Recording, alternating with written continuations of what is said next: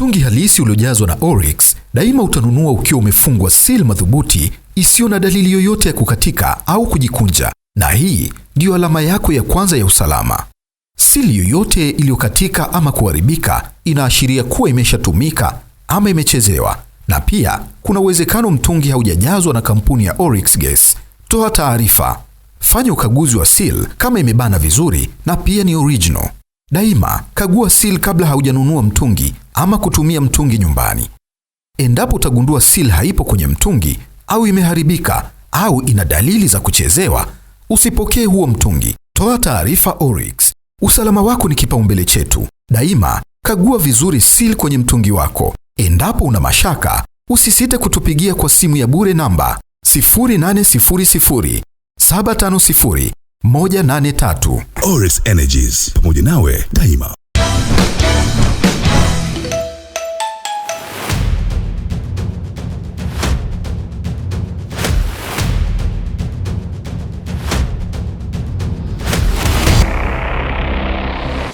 Mimi nikijitathmini mpaka sasa najiona kabisa kwenye finali na natumaini nitafika. Kama ikitokea safari yangu imeishia leo, siwezi kuwasemea watu namna ambavyo wameishi na mimi, ila wao ndo watanizungumzia mimi.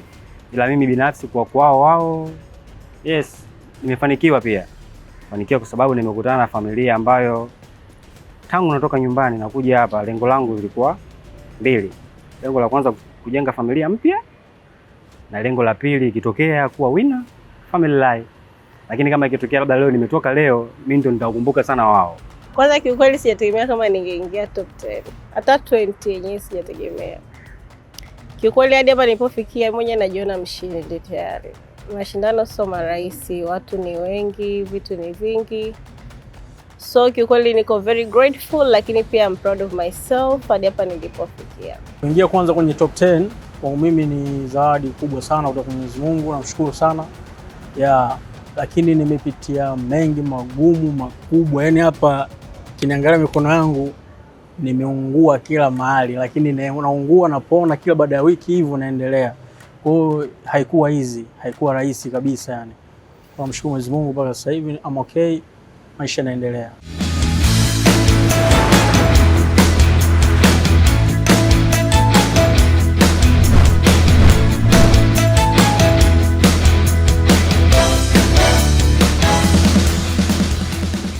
Leo ni siku kubwa sana. Leo ni siku muhimu sana ambayo kila mshiriki aliitamani sana kuifikia, kwa sababu baada ya safari ndefu ya mashindano, ushindano ulikuwa mkali sana, pressure ya kuhimili taski kutoka kwa Chief Judge Zainab, lakini hatimaye tumeweza kufanikiwa kuwapata washiriki 10 bora. Hii ni top 10 ya Mkali wa Jiko kwa msimu wa 6 2026. Nipigieni makofi kwanza. Hii maana yake ni kwamba kila dakika moja ya jikoni kuanzia siku hii ya leo ina thamani kubwa sana. Hii inamaanisha kwamba kila maamuzi ambayo mshiriki atayachukua yanaweza kuwa sababu ya kumpeleka kwenye kufikia ndoto ya taji la ubingwa kwa msimu huu wa 6, ama inaweza kuwa sababu ya kumtoa kwenye mashindano, kwa sababu top 10 tunaamini wako bora, basi hata taski zitakuwa bora. Mimi nisiongee sana leo kwa sababu mimi nafikiri hata wewe una hamu ya kujua nini kinakwenda kufanyika leo kwa hawa washiriki ambao wameingia top 10. Niwatakie kila laheri. Utaratibu wangu mimi unafahamika kila siku, si ndivyo? Kuna soko hapa mnaliona. Kwanza mbele yenu kuna majiko hapa, mitungi ya gesi kutokea Oryx, mtaitumia hiyo kama kawaida yetu. Lakini kuna soko hapa ina bidhaa mbalimbali kutokea Red Gold, kuna bidhaa kutokea Azam, lakini kuna bidhaa kutokea Asasi hapo, maziwa, juice, mafuta ya kula mazuri sana ambayo ni 100% sunflower kutokea Pera, tuko nayo hapa. Lakini kuna sahani zenye ubunifu mzuri, zimecreatiwa vizuri kimuonekano na uimara kutokea Lumina, pia mtazitumia kwenye mashindano. Lakini pia tuko na Evoke, wanawasupport nyinyi kuhakikisha kwamba mnafanya kile ambacho Chief Judge atakitoa kama taski. Genge langu mimi kama kawaida yangu, dakika yangu ni moja. Pale ambapo Chief Judge atasema start, mtakuja kuchukua mahitaji hapa. Baada ya hapa nitaondoka nalo. Usiondoke. Hongereni kwa kutimiza top 10. Tujipigie makofi, tuanze kuchangamka kwanza. Naona mmepoa sana. Okay, leo tunataka kutengeneza kitu cha tofauti, kitu ambacho toka tumeanza hatujawahi kukitumia. Sawa Ever. Why the long face? Anyways, leo tunataka buni chakula kutokana na matunda. So kuna matunda mbalimbali ambayo tumeweka pale gengeni. Kila mtu atabuni dish kutokana na hayo matunda ambayo yako pale. I don't wanna say like mtumie sukari ama chumvi. It's up to you kutumia kitu chochote ambacho mnaona nyinyi kitafaa, lakini kitu ambacho nataka kukitest leo ni tunda. So hakikisha dish ambayo una create itakuwa ina ladha ya tunda ambayo ita stand out zaidi. So tutafanya hiyo ndani ya dakika 20 with one portion plate, na from Luminac hapa tuna plates mbalimbali, lakini pia vyombo mbalimbali vya kuweza kusevia dish ambayo mtatengeneza siku ya leo. Kuna different bowls, kuna sahani na pia kuna glasses mbalimbali ambazo unaweza kutumia for creating the dishes ambazo una uhakika hii itakuwa ina tunda ndani yake. So tutahesabu 1 mpaka 3, tutaanza ku create one portion dish. Mainly ni matunda. 1, 2, 3. Hii ni top 10 na leo task ambayo tumewapa ni ya kubuni chakula kutokana na matunda, na tumewekea options mbalimbali za matunda tofauti ili waweze kubuni wawe na variety kubwa ya kuweza kubuni dishes mbalimbali kutokana na matunda, na lengo kuu ni kuangalia ubunifu wao, kwa sababu ukiwa mpishi unaambiwa uchagui jembe, si ndio? Kama wewe ni mkulima kweli uchagui jembe. So that means jikoni hutakuwa na task moja tu labda ya kupika vitu vya salty peke yake. So kuna time ambayo utapatiwa ingredients ambayo iko very tricky, lakini you have to come up with a recipe ambayo kwako itakuwa ni recipe ya kuvutia, lakini pia iwe kitu ambacho kinaweza kulika na kupea na ingredients nyingine ambazo unaweza kuzichanganyia.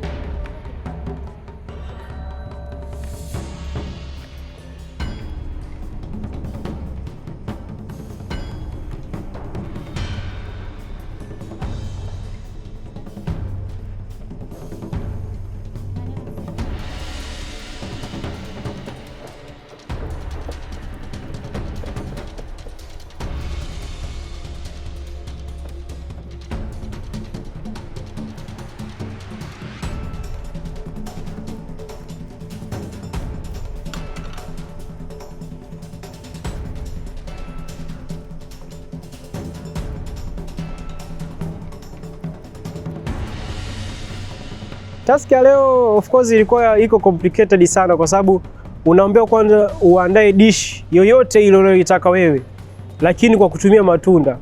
Kwangu mimi nilichagua choice ambayo naweza nikaifanya itakuwa perfect sana kwangu.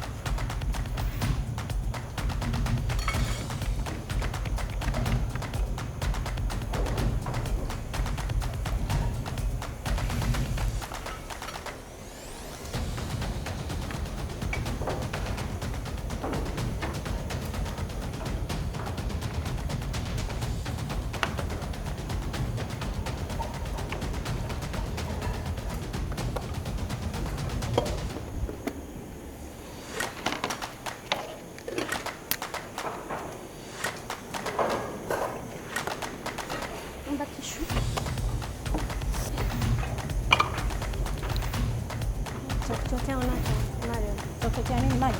Acha.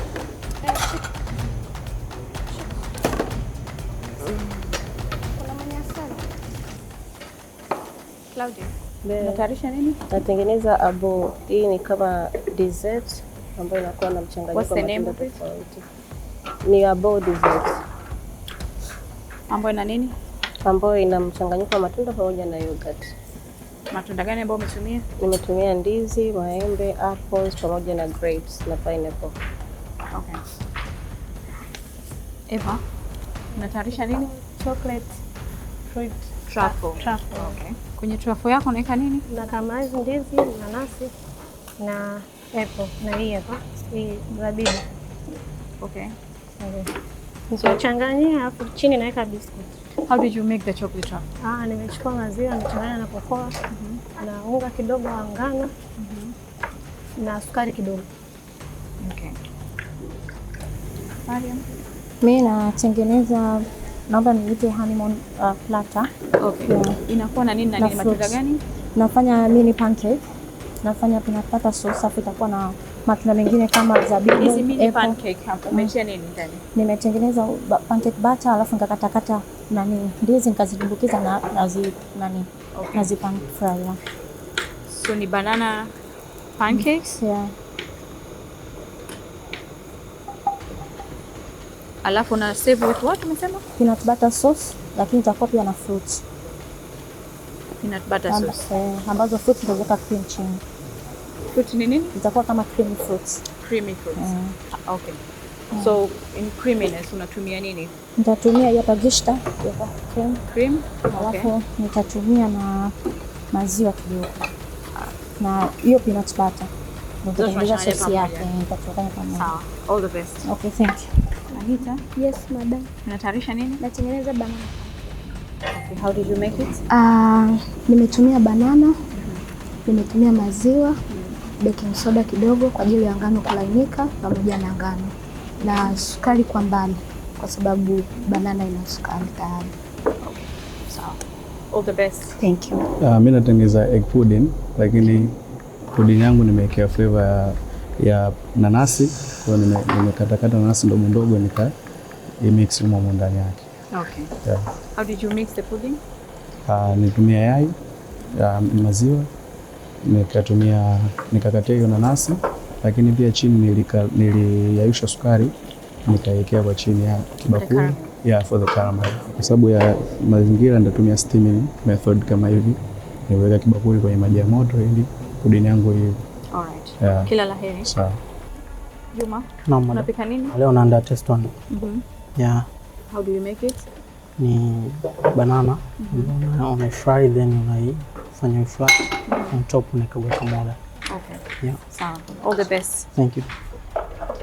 Simon, unatuandalia nini? Hii hapa ni Summer Garden ambayo ni kama gani? Summer Garden. Summer Garden, okay. Yes. Summer Garden ambayo ni vegan. Okay. Yes, chef. Veg salad. Yes. Okay. Ina nini na nini? Ambayo ndani yake ina fresh avocado. Okay. Ina triangle ya tomato, ina triangle ya onions, na ndani yake kuna some bells. Okay. Yes. Season yake ni salt and pepper na vinaigrette. Vinaigrette. Okay. Rosemary. Nimeandaa fruit salad Salad. Yes, ambayo nimechemsha maziwa, nikatengeneza condensed milk, alafu nikachanganyia, alafu nitasave pamoja na cookies na eggs. Na eggs. Kwa hiyo hii ni fruit salad. Yes. Ambayo itakuwa ina cookies. Ina cookies, eggs na How are you going to mix the egg? Eggs, salt and pepper ambayo nitaifry na butter. Okay. Zulekha, unatengeneza nini? Egg with mango cheese. Egg with mango. Yes. Sweet mango. Una save na nini? Ama inakuwa yenyewe? Coriander, veggies kama carrots na vitunguu maji. Una save na vegetable tu yenyewe inakuwa inajitosheleza. Okay, sawa. So nimeandaa banana pancake. Ndio. Okay. Yeah. How are you going to save it? Hii itakuwa banana pancake na banana pembeni. Okay. Yes. Sawa. All the best. Thank you.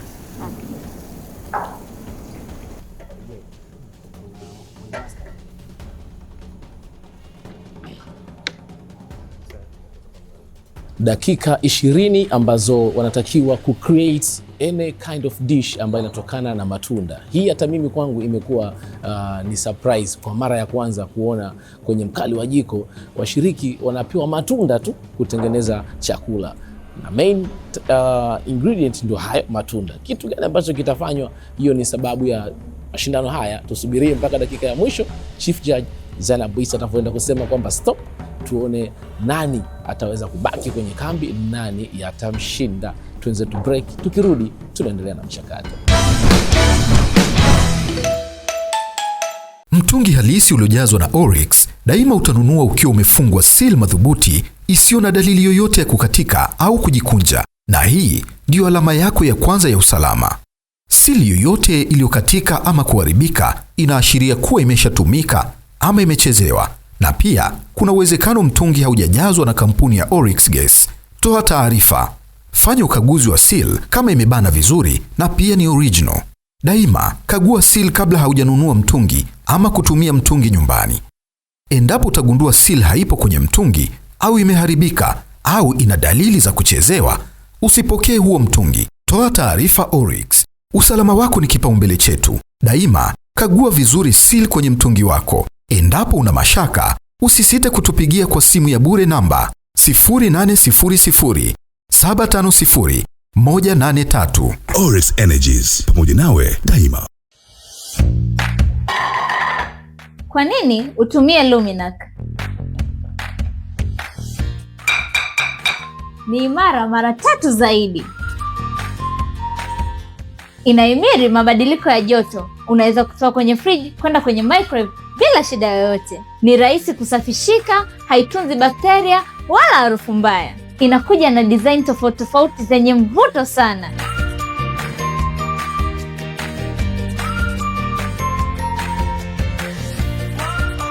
Luminac, feel creative.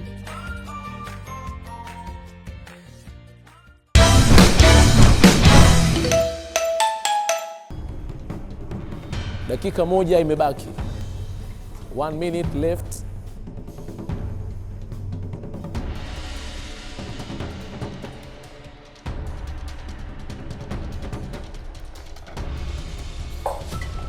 Sekunde 10 zimebaki. 10, 9, 8, 7, 6, 5, 4, 3, 2, 1. Stop. Mikono yako usifanye chochote. Acha kila kitu, usifute meza, acha kila kitu. Nachokuruhusu kufanya ni kuzima jiko tu kama haujalizima. Hilo tu. Dakika 20 zimekwisha. Matunda yanatoa kitu gani? Tunarudi kwa ajili ya kuonja. Judge atakuja kusema nani ana deserve kubaki, nani itabidi tumuage. Hii ni kubwa kwa sababu Oryx tuko nao. Tumeona kazi ambayo imefanywa na Oryx. Majiko yamewashwa vizuri kabisa. Chakula nategemea kitakuwa kitamu kwa sababu hakijaungua kutokana na gesi ya Oryx. Lakini tuko na Luminac Red Gold Asas SSB Salim Baharesa and Company Limited. Lakini pia tuko na ndugu zangu wa Evoque pamoja na Chuo cha Taifa cha Utalii hapa Posta jijini Dar es Salaam. Mimi nakwenda kama main chef kwenye hii top 10 ya Mkali wa Jiko, lakini najulikana kama MC Jivas. Okay, dakika 20 kubuni chakula kenye ladha ya matunda. Na kikubwa ambacho nilikwambia ni leo tutajudge ni creativity ya dish ambayo umeibuni kutokana na haya matunda. So kila mtu ameandaa dish yake. Nilikuwa napita kuangalia jinsi mnavyotengeneza, lakini pia kuuliza kila mtu amepika kitu gani. So now nitaangalia presentation na test ya chakula. Claudia, naomba nianze na wewe. Kitu ambacho mimi nakizingatia zaidi mtu akiniletea sahani yake ama bakuli ama chombo chochote ambacho ameweza kusevia ni jinsi ametumia more than one ingredient kutengeneza dish ambayo ina vitu vingi, lakini ameweza kuvibalance vizuri in terms of flavor, in terms of ingredients kuzimatch, lakini pia jinsi alivyoweka presentation yake. So that impressed me a lot, kwa sababu inanionyesha kwamba huyu mtu amechukua muda kufikiria nini cha kufanya, lakini pia hakuwa mvivu kwa kusema kwamba nachukua only one ingredient ili nitimize ile dakika ambayo nimepewa na chief judge. So ameenda extra na kutengeneza more than one dish, lakini bado ina taste vizuri, presentation nzuri, na pairing pia was perfect. Leo nimeandaa fruit bowl ambapo nimeanza kuyayusha brown sugar, nikaikaanga pamoja na banana. Then chini nikaweka yogurt, na matunda nilotumia leo ni grapes, pineapple, maembe pamoja na apple. Okay. Na nikaweka juu chocolate syrup. Kwa hiyo unaweza kutumia hiyo kama gani ambayo umetumia hapa? Pineapple. Pineapple. Ndio. Alright.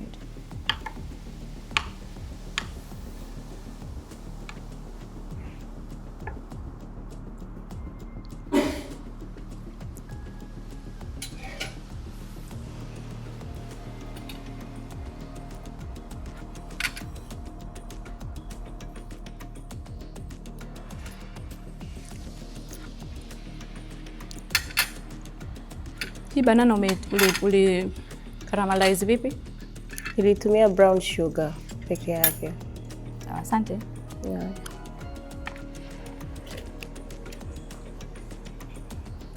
Eva, nimetengeneza chocolate fruit truffle. Chocolate nimeweka kokoa, maziwa, unga ngano kidogo ili iwe nzito na sukari kidogo. Alafu chini nikaweka biskuti, nimechanganya mafuta kidogo, nitaka nichanganye na bata lakini bata siko nayo. Na nikakaramalize matunda ambayo ni grapes. Ulipochanganya hii na mafuta, did it make it crump? Niliweka kidogo sana, yani hata inaweza sionekana. Okay, and hii chocolate mousse umetengenezaje? Nimechukua maziwa, kokoa na unga ngano kidogo na sukari kidogo. Matunda umekaramelize vipi? Nimeweka sukari na grapes pamoja. Matunda yote nimekaramelize sijakaramelize kwa pamoja, lakini nimekaramelize process moja. Kivyake lakini ilikuwa process moja. Okay. Alafu nikachanganya na hiyo chocolate, alafu kwenye kugarnish nikaweka matunda kidogo na strawberry syrup. Nia yangu ilikuwa matunda machachu, lakini sikupata matunda machachu. Matunda machachu kama nini? Strawberry, berries. Ndio ilikuwa lengo langu, lakini sasa sikuwa nayo. Asante. Task ya leo ilikuwa sio nyepesi wala sio ngumu, lakini nilijitahidi tu kutumia, maana ilikuwa ya matunda. Kwa hiyo nilijitahidi kutumia vitu ambavyo vilivyopo kutengeneza chakula ama dish ambayo inaendana na, maana alisema main ingredients ni matunda. Kwa hiyo nilijitahidi ili nitengeneze kitu ambacho matunda yatakuwa ndo main dish yani. Chakula changu cha leo napenda kukiita honeymoon platter kwa sababu I just think it's cute na loved ones should be given on their first day. Nimetengeneza pancake batter kwa kutumia yai, maziwa na unga, na nikakoroga. Nilipomaliza kukoroga nikachukua ndizi nikaikata kwenye slices ambazo sio nyembamba sana, a little bit thick. Alafu nikawa nazidip kwenye ile batter, nazichoma kwenye frying pan. Okay. Alafu nikaona kwa ajili ya kubalance flavors nitengeneze hiyo creamy peanut butter sauce ambayo nimechukua cream nimeweka katika a very hot pan. Sikuwasha moto, the pan was just hot. Nikaweka cream, nikaweka na peanut butter, na kubalance flavors nimeweka asali kidogo. Na nikagarnish na matunda ambayo nimetumia zabibu na apple.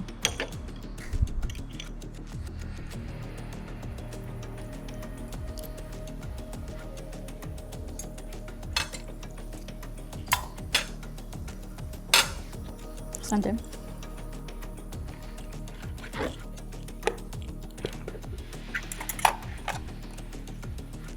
Mimi nimetengeneza banana pancake. Nimechukua unga wangu na baking soda pembeni. Baada ya hapo nikachukua banana nikaimash. Baada ya kuimash nikaweka maziwa. Baada ya kuweka maziwa nikaweka mafuta kidogo. Baada ya kuweka mafuta ndani ya nani? Yes. Okay. Baada ya kuweka mafuta nikachukua ule unga wangu pamoja na ile banana ambayo nilikuwa nimeshaimash, nikachanganya kwa pamoja ikawa na ile butter nzito, and then nikaweka kwenye pancake kwenye pani. Pancake yangu sijataka iwe kama chapati ya maji, nimetaka iwe pancake nzito ambayo kinanili inakuwa na uwazi.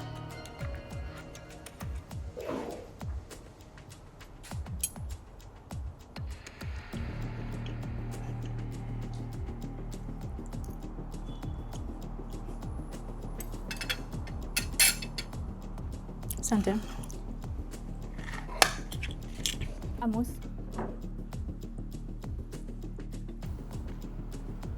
Mimi leo nimeenda egg pudding ambayo ndani yake kutokana na taski ya leo nimetumia tunda ambalo ni nanasi. Kwa hiyo niliweka yai kwenye kibakuli, nikaongeza maziwa kidogo, nikakata vipande vidogo vidogo vidice vya nanasi. Okay. Kisha nikaichanganya, nikakaramelize sukari, nikaweka chini ya kibakuli, then nikamimina mchanganyiko wangu na nikaipika kwa kutumia mfumo wa steam. Yeah. Na juu nimenakshi na ufuta.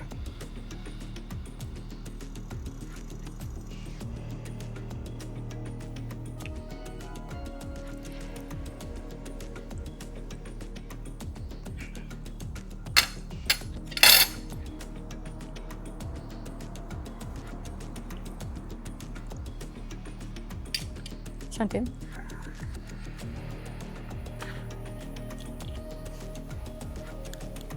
Juma.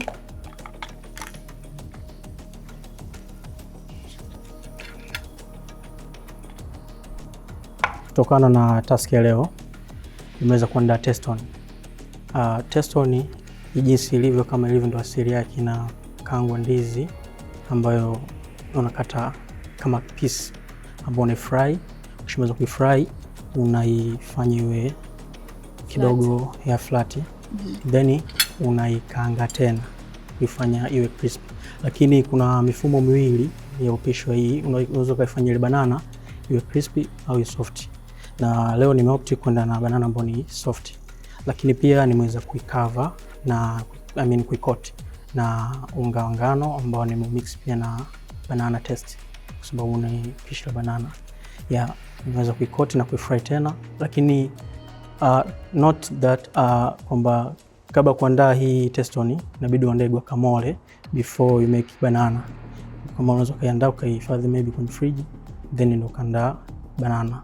Kwa katika guacamole yangu nimeweza kuandaa tunda pia ambao ni avocado ambayo nimemix pamoja na tomato na red onion pamoja na vipasili, lakini pia nimeweza kuiseason na black pepper, chumvi na lemon. Karibu.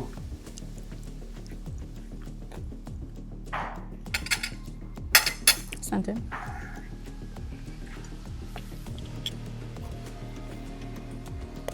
Simon.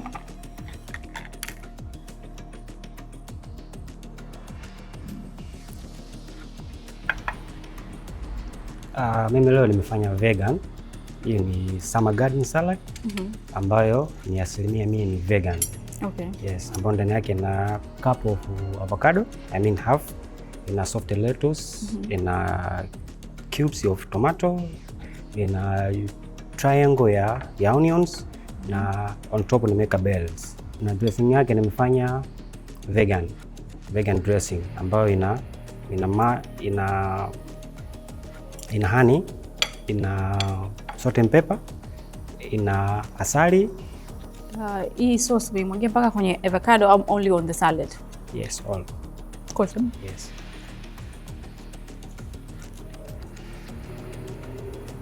Ulitreat hizi salad before?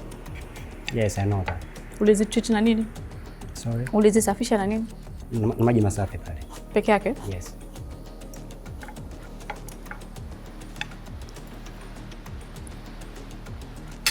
Asante. Okay.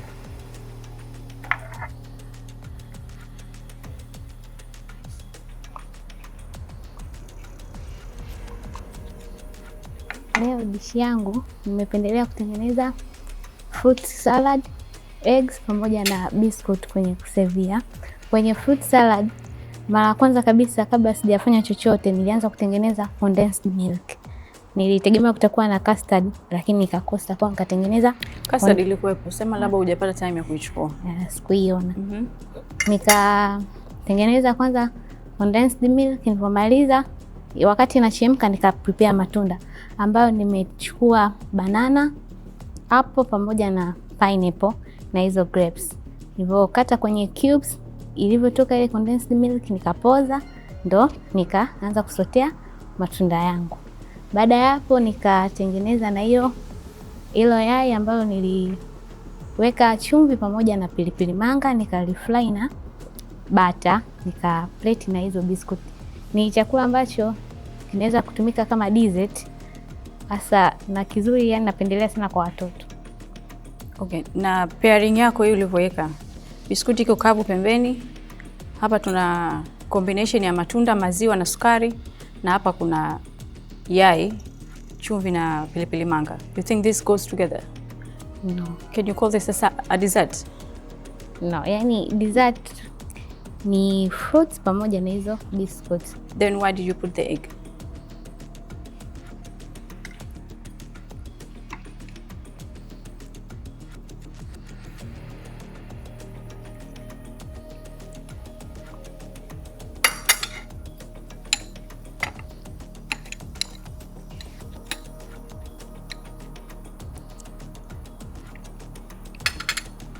Asante.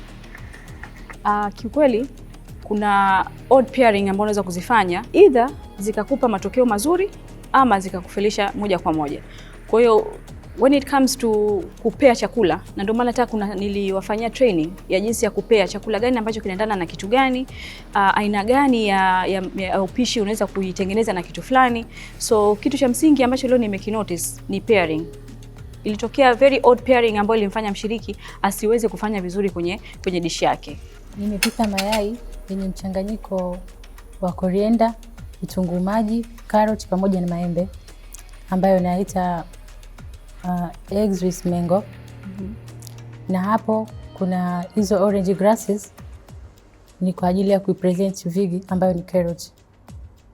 Nimechanganya mchanganyiko wangu na maziwa na mayai na hizo veggies.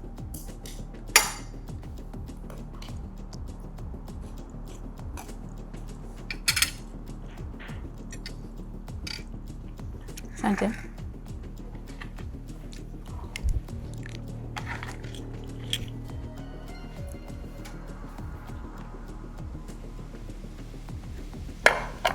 Mimi nimeandaa banana pancake. Kwanza kabisa nianza kwa kuweza kumash ndizi zangu. Then baada hapo nikaweka sukari kidogo, nikaweka mayai, nikayagonga, then nikaweka blue band, then nikaweka na unga na maziwa, nikachanganya, then nikaweka kwenye pan.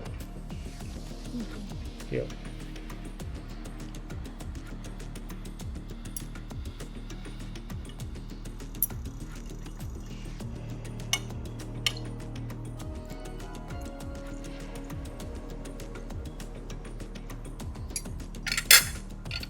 Asante. Kwenye hii task ya fruit leo, kiukweli nadhani wengi walikuwa wana mindset ya kwamba tunda jepesi la kupikia kwenye chakula chochote ni ndizi. So most of them walitumia ndizi kubuni vitu mbalimbali. Na kiukweli most of them walifanya vizuri, lakini kwa wale ambao basi walitoka nje ya box na kuchagua matunda ambao kidogo ni difficult kuyapea na kitu kingine, waliweza kutengeneza vitu ambavyo vili stand out, lakini pia vilikuwa ni unique in taste, in presentation, lakini pia hata kiubunifu pia walitengeneza vitu vya kitofauti sana. Oryx Gesi inasisitiza matumizi salama ya vifaa vya gesi kwa usalama wako na familia yako kwa kuzingatia yafuatayo. Hakikisha regulator yako imefungwa vizuri na haitikisiki. Sauti yoyote au harufu ya yaiviza ni ishara ya gesi inavuja. Chomoa mara moja. Tumia povu la sabuni kukagua sehemu za viungio vya gesi. Mpira wa gesi usizidi mita 2 na usitumike zaidi ya miaka 2. Funga regulator mara baada ya kumaliza kupika. Hifadhi mtungi mbali na chanzo cha moto. Hakikisha bana imefungwa vizuri na imenyooka. Washa kibiriti kwanza, kisha ruhusu gesi kwa utaratibu. Moto wa blue ni salama, Moto wa njano ni hatari, usitumie bana hiyo. Harufu ya yaiviza ni ishara ya gesi inavuja, chukua hatua mara moja. Tumia povu la sabuni kukagua uvujaji juu ya valvu ya mtungi. Kwa usalama wa familia yako, zingatia ushauri huu kila siku. Oryx Energies, pamoja nawe daima.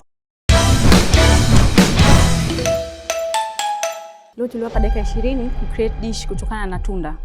Kila mtu alicreate kitu chake kutokana na uwezo wake, lakini pia tulitaka kuangalia kikubwa zaidi ni ubunifu wa kila mtu atakapobuni kutumia tunda kutengeneza dish of their choices. Kuna ambao wameniimpress zaidi na naomba nianze nao hao kwa sababu they create something ambayo ime stand out, lakini pia taste yake imekuwa very well balanced. Na mimi mwenyewe wakati natoa task huwa usually in my head na create dishes at least 10 kutokana na vile vitu ambavyo nimeviweka. Na almost watatu wamefanya exactly what I had in mind. Wa kwanza kabisa ni Eva. Sogea mbele. Na wa pili ni Amos.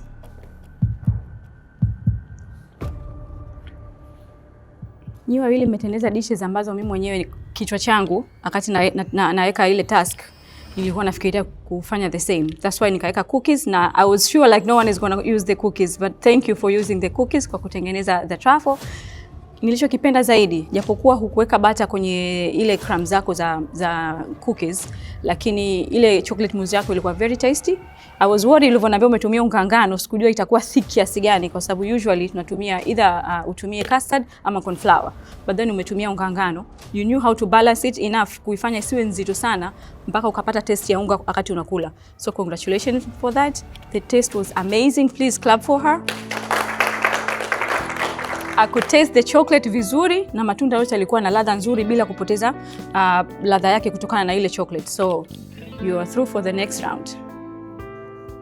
Sikujua kama itamuimpress jaji kusema ukweli.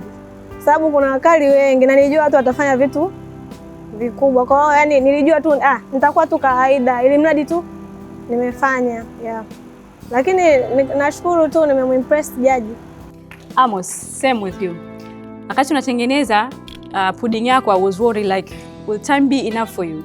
Lakini the question ambayo nilikuuliza cha msingi ni kwamba tunda gani unalitumia ndani yake, kwa sababu tayari pudding yenyewe inakuwa very heavy in flavor kutokana na maziwa na mayai na caramel. So whatever tunda ambalo unalitumia uhakikishe kwamba ni powerful enough kufanya kwamba isibebwe na caramel. The pineapple is the best choice. Kwangu mimi nimeona pineapple ukiweka na caramel bado utaisikia taste ya nani. Otherwise ungesema utumie ndizi ingemezwa. So congratulations, you made the best dish. Tumia tunda kutengeneza chakula. Yaani libadilishe tunda liwe chakula. Ni kitu kigumu sana kwa sababu tunajua tunda linatoka kwenye mti tayari kwa ajili ya kuliwa. Lakini lifanye liwe chakula na kiliki. Hiyo ni taski ngumu, lakini kwa uwezo wa Mungu nadhani tumefanya kinachotakiwa kufanyika. Binafsi nimefanya jitihada zangu mpaka hapo tulipofikia na matokeo niliyopata. Siwezi kusema niliyategemea sana, lakini naamini nilichokifanya ndio kilichonifikisha hapo. So today kwa nyinyi mlobaki, kuna ambao wataingia danger zone kutetea nafasi zao kutokana na dish ambazo wamecreate hazikukidhi vigezo ambavyo nilitamani kuviona. Lakini pia kuna wengine wataaga mashindano kwa siku ya leo because what they did not impress me at all. Simon.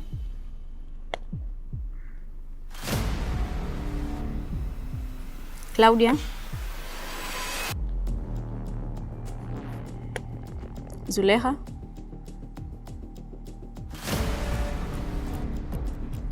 Ikianza na wewe Simon. Wakati tunatengeneza dish yako, my focus was kitu gani ambacho utakiwekea juu ya ile avocado ili ipate ladha. Kwa sababu avocado ni tunda ambalo ni gumu sana yani kwa mtu kulipata taste yake tofauti na yenyewe avocado. So how are you going to complement it? Ulivyoniambia unatengeneza vinaigrette, I was fantastic. That's a very good choice. Kwenye upande wako wa salad, when I was tasting the salad before sijagusa avocado, nilikuuliza umetreat vipi hii salad. Kwa mtu kama wewe, I was expecting to say like nimeosha na vinegar or something ambayo itakata uchungu wa ile lettuce, but uliosha tu plain na maji. Unfortunately, lettuce yako ilikuwa very sour, ni chungu sana yani. When I tasted it pamoja na avocado na vinaigrette, sikupata hiyo vinaigrette at all. I'm very disappointed with you tonight. Zuleha, uli create yai ambao umelitia na embe ndani yake, carrot pamoja na parsley. To be honest, you always play with your ingredients kila wiki. Na mara nyingi unakuwa una odd pairs. And I've been warning you time to time, like hakikisha vitu unavyovipea viendane. For a specific task ya siku ya leo ya kutazama taste ya tunda ambalo umelichagua kulichanganya na mayai, unfortunately sidhani kama ilikuwa inapaswa kuchanganya embe, yai, carrot na parsley. Parsley tayari iko na flavor ambayo ni very powerful. Yai lenyewe with carrot is okay, lakini useme uweke yai, parsley na embe, the first thing you're gonna taste is the crunchiness ya carrot pamoja na powerful flavor kutoka kwenye parsley, lakini embe hutapata kulisikia. Claudia, you made a dessert bowl. Umeweka yogurt na matunda na ndizi. Ndizi umesema uli caramelize. Kwa muonekano ukiangalia it looks really caramelized, lakini when you taste it hupati ile taste, unapata plain banana. So one of you is going to go home na wawili wataingia kwenye danger zone.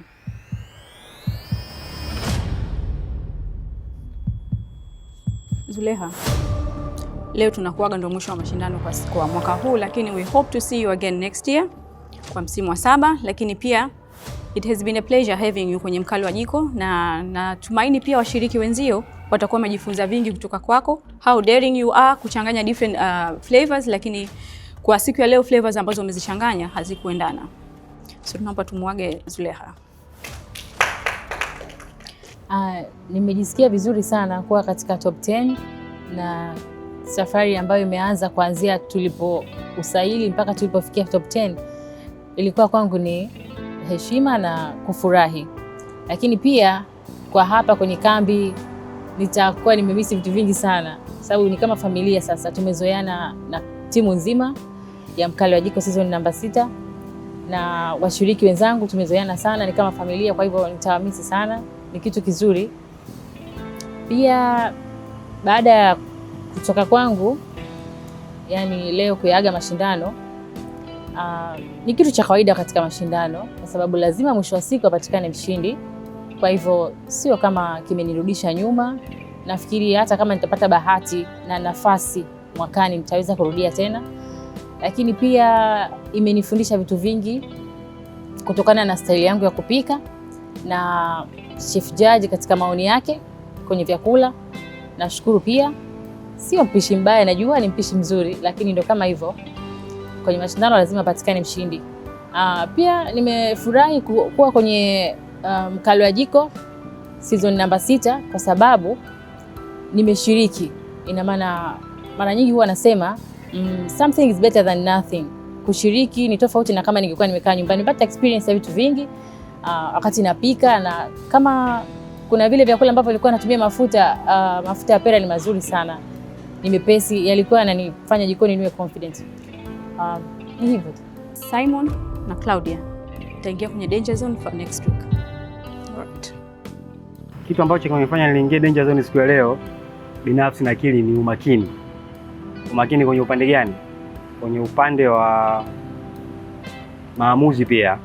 Kweli nilichagua dish ambayo ni nzuri, ndio, lakini kilichokuja kuniangusha ni testi ya avocado pia. Nilikosa kuitafutia avocado testi. Na actually ni kweli avocado bila kutafutia testi inakuwa ni plain. Na mimi kweli yani nimekosea hapo kweli, mwenyewe naona kweli nimekosea. Nimetengeneza fruit bowl na ni kitu ambacho nina uzoefu nacho sana kwa sababu natengenezaga sana nyumbani. Kilichokosekana ni sukari. Brown sugar haikuwa ya kutosha, kwa hiyo ndo maana haikusikika. Nadhani ningepata brown sugar ya kutosha, then sidhani kama ningeingia kwenye danger zone. Naomba Mariam, Rosemary pamoja na Juma.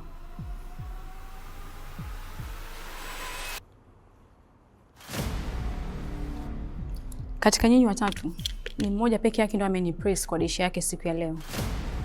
Ametengeneza kitu ambacho kilikuwa kina combination ya vitu viwili, lakini vyote viwili viliweza kustand out kwenye ladha. Ubunifu ulikuwa mzuri na mwisho wa siku hata presentation ilikuwa nzuri.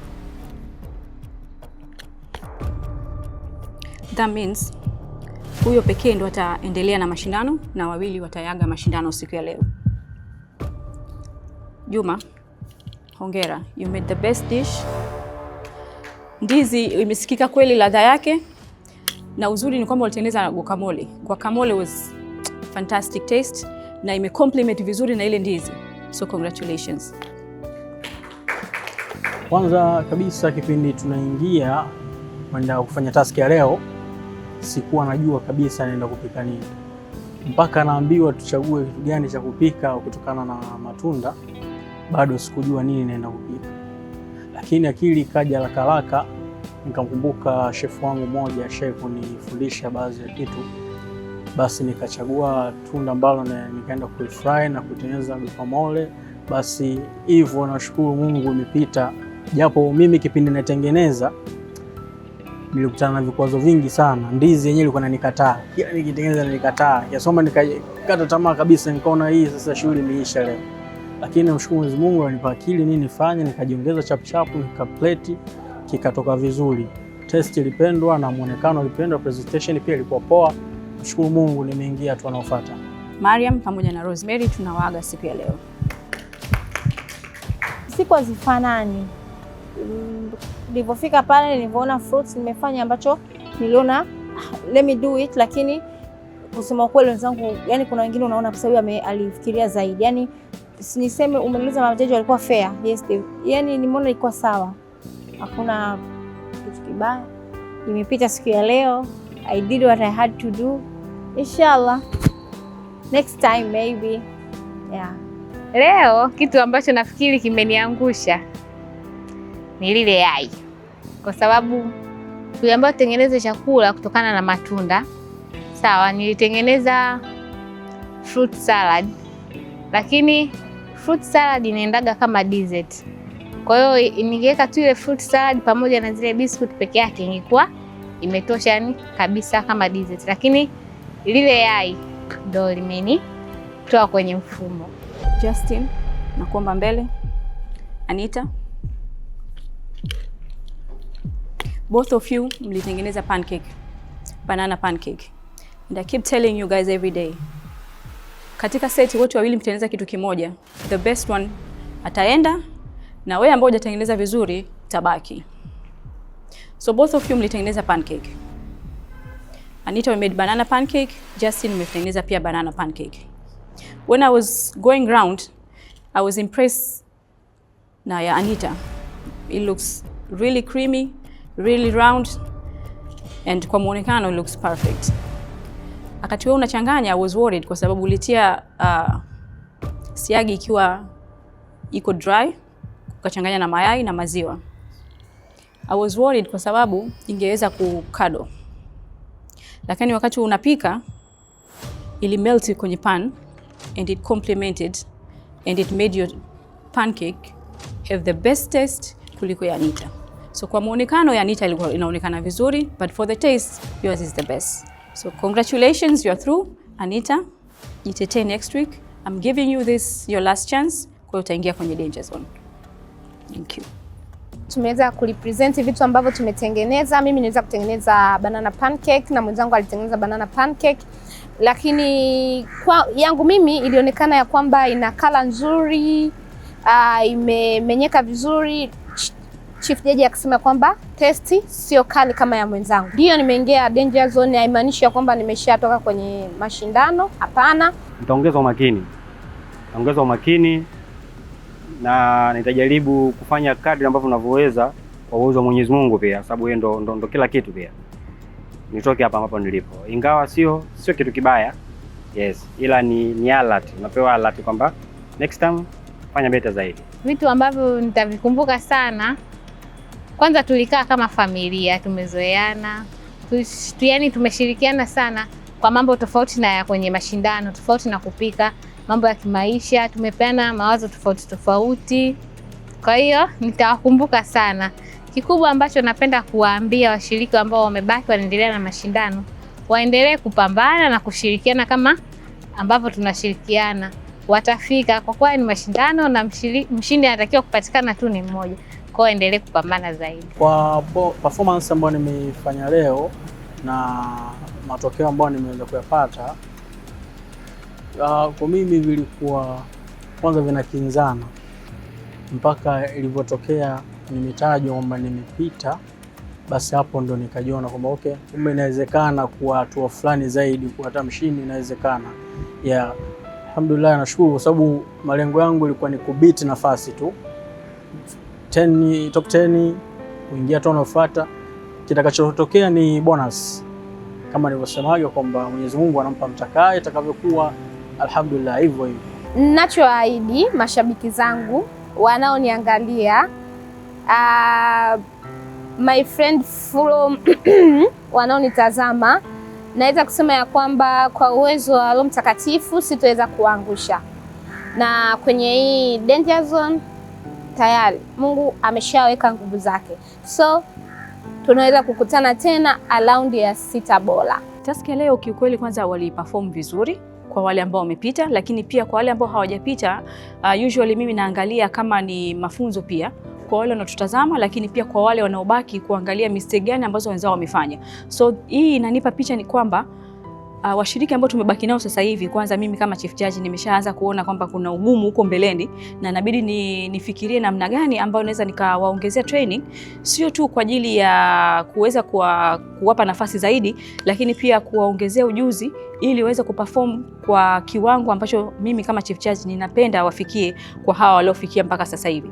So nitaendelea kuwapa mafunzo, lakini pia natarajia task zinazokuja ziwe even more professional kwa wale wanaotutazama, lakini pia kwa wao washiriki waanze kugrow na kujiona kwamba now hii position tuliokuepo, we are not home cooks anymore, sisi ni professionals. Bwana, nafikiri umeweza kuyatazama maajabu ya dakika 20 ambazo zilitolewa na Chief Judge kuweza kuhakikisha kwamba matunda yanaleta dishi kwenye meza ambayo imekuwa creative sana. Mimi nimependa kwa kila mmoja ambacho amekifanya, lakini nina huzuni kidogo kwa sababu nimewazoea washiriki, na kwenye top 10 haitokuwa tena top 10 kwa sababu washiriki 3 tayari wameaga kambi ya Mahanjumati Mkali wa Jiko kwa msimu huu wa 6. Tumebaki na washiriki 7, lakini kuna washiriki ambao wameingia danger zone. Hiyo wiki inayofuata wana kazi ya kuweza kupambana kuhakikisha kwamba wanabaki hapa kwa sababu yanayoendelea humu ndani. Nafikiri kila mshiriki ana hamu, anatamani sana kuendelea kuwepo kwa sababu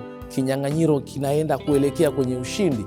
Ile zawadi ama yale mashindano, ile hamasa ile ya kumpata mshindi, nafikiri ndivyo ambavyo inaelekea. Lakini niwashukuru sana kwanza nyinyi ambao mmeweza kutazama Oryx Mkali wa Jiko, washikaji zangu ambao wanatembea sana kule kwenye Instagram page yetu @Mkali wa Jiko, pia nawakubali sana. DMs ni nyingi na zinajibiwa kwa wakati. Endelea kutuambia kile ambacho unadhani kitakuwa bora kwa ajili ya tasnia ya mapishi Tanzania nzima. Oryx Energies nawapa big up sana, lakini Asas nawapa big up sana. SSB Said Salim Baharesa and Company Limited, Red Gold, Evoque, Luminac, Pera, Chuo cha Taifa cha Utalii, Posta, NCT, wote nawapa big up sana. Mimi naitwa Main Chef MC Jivas. Till next week, bye bye.